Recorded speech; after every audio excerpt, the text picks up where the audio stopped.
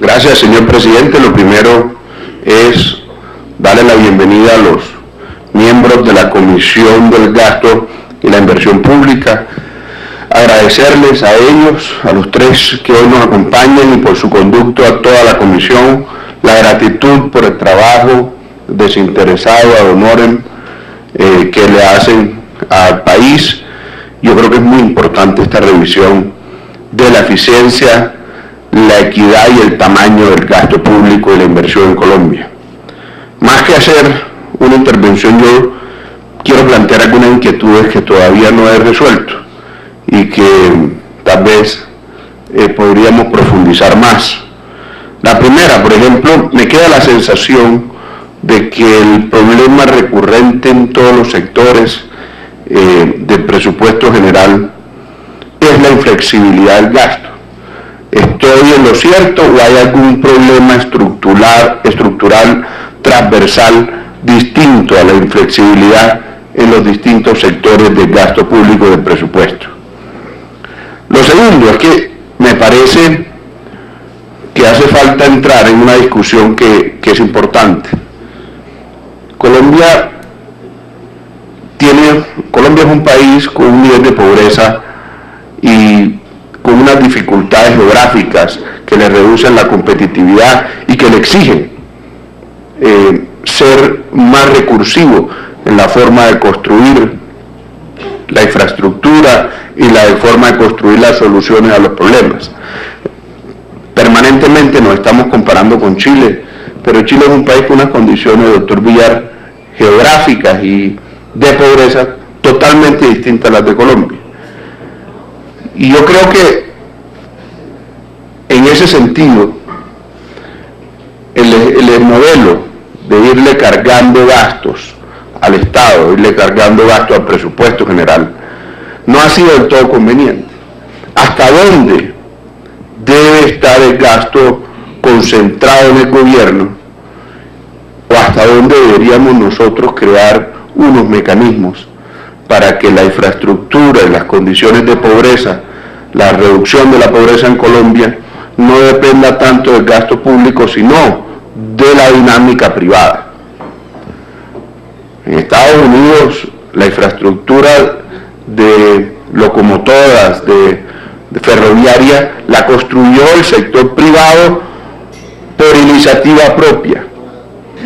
En Colombia, la gran mayoría, por no decir todos, los aeropuertos, la red ferroviaria, incluso la red vial, a pesar del esfuerzo que se ha hecho en concesiones, es un gran esfuerzo más público que privado. Este gobierno, que ha sido el gobierno, sin entrar en emitir un juicio de valor, sino en hacer una reflexión técnica como la que ustedes han hecho, este gobierno que ha hecho un esfuerzo enorme por poner en práctica unas alianzas entre el sector público y el sector privado, es el gobierno que nos deja con mayores vigencias futuras y mayores compromisos futuros, que a su vez comprometen más y le imprimen mayor inflexibilidad a los presupuestos futuros. Me parece además, y hago digamos un complemento a esta pregunta, que también hay que revisar el tema de las vigencias futuras, cómo lo debemos abordar hacia el futuro. Yo creo que complementa perfectamente esta pregunta. Suponiendo que al comienzo decía que el problema estructural en todos los sectores del presupuesto es la inflexibilidad del gasto, y suponiendo que esa inflexibilidad la otorga en gran medida la Constitución política a través de las transferencias, se debe hacer una reforma de las transferencias. ¿Cuál es esa reforma que debemos hacer? ¿Cómo se debe abordar ese tema? Ese es un tema que no podemos seguir dilatando. Yo quisiera que también pudiéramos discutir un poco sobre ese tema tan profundo, tan complicado. No me quiero profundizar más en el tema de los subsidios porque bastante se ha dicho. Yo tenía una pregunta del señor presidente de esta comisión sobre la conveniencia no, según el criterio de ustedes. Nosotros lo hemos hecho, todos los partidos, todas las bancadas, todas las posiciones políticas hemos concertado en ese proyecto que es una especie de ley, es una ley estatutaria, ¿cierto? O es una especie de ley estatutaria de los subsidios, es como un marco general de cómo se deben construir los subsidios en Colombia, qué criterios se deben tener en cuenta, etcétera.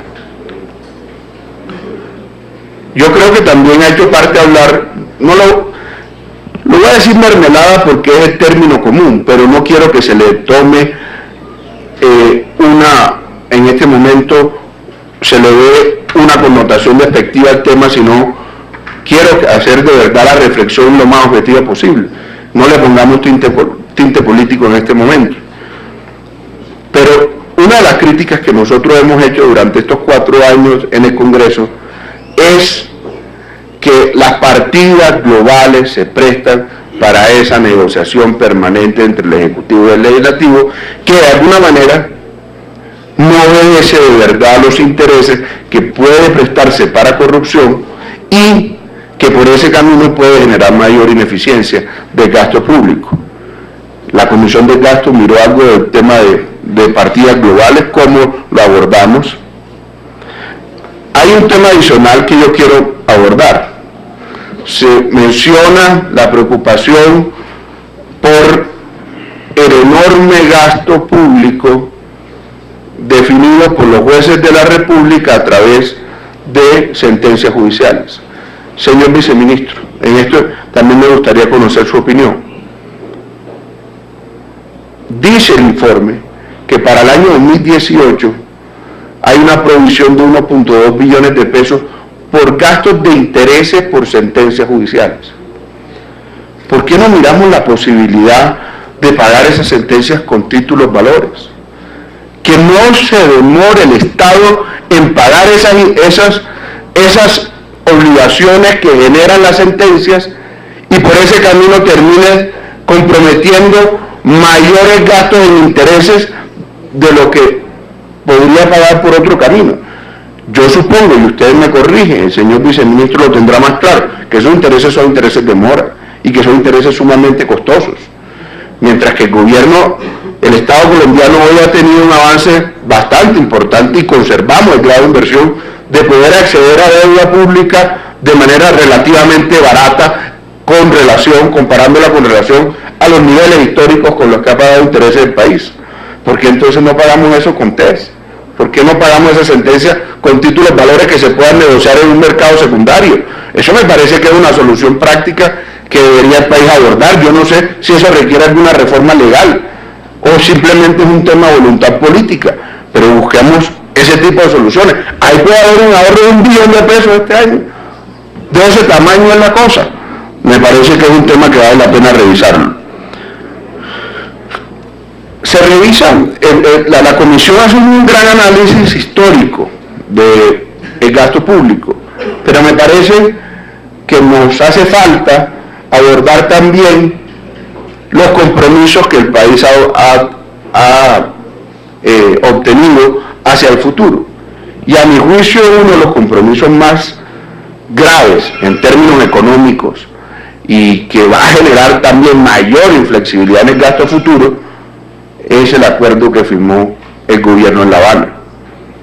Lo que ha dicho el propio gobierno, lo que ha dicho la Dirección Nacional de Planeación, es que eso puede ser casi 130 billones de pesos en 15 años.